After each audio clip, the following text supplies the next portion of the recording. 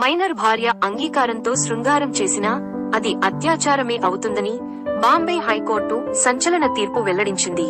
భార్య వయసు 18 ఏళ్లలోపు ఉండి ఆమె అంగీకారంతో కలిసినా, ఇష్టం లేకుండా కలిసినా అది అత్యాచారం కిందనే పరిగణించాల్సి వస్తుందని స్పష్టం చేసింది. భార్యపై అత్యాచారం ఆరోపణలు ఎదుర్కొంటున్న వ్యక్తికి కింది కోర్టు విధించిన 10 ఏళ్ల శిక్షను సమర్థిస్తూ బాంబే హైకోర్టు నాగ్పూర్ ధర్మాసనం ఈ వ్యాఖ్యలు చేసింది.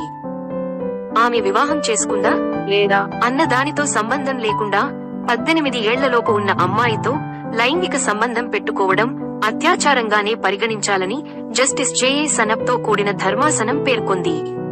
ఈ కేసులో కింది కోర్టు నిందితుడికి విధించిన 10 సంవత్సరాల కఠిన కారాగార శిక్షను చెంచ్ సమర్థించింది.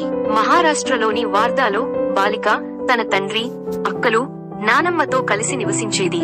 ఇంటికి సమీపంలో ఉండే వ్యక్తి బాలికతో పరిచయం ఏర్పడింది.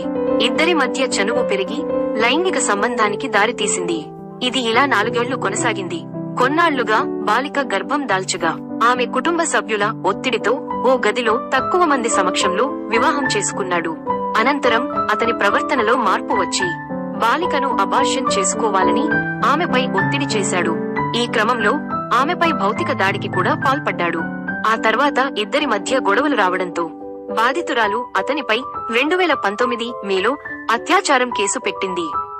ఈ కేసులో పోలీసులు నిందితుడిని అరెస్టు చేయగా కోర్టు 10 ఏళ్ల జైలు శిక్ష విధించింది.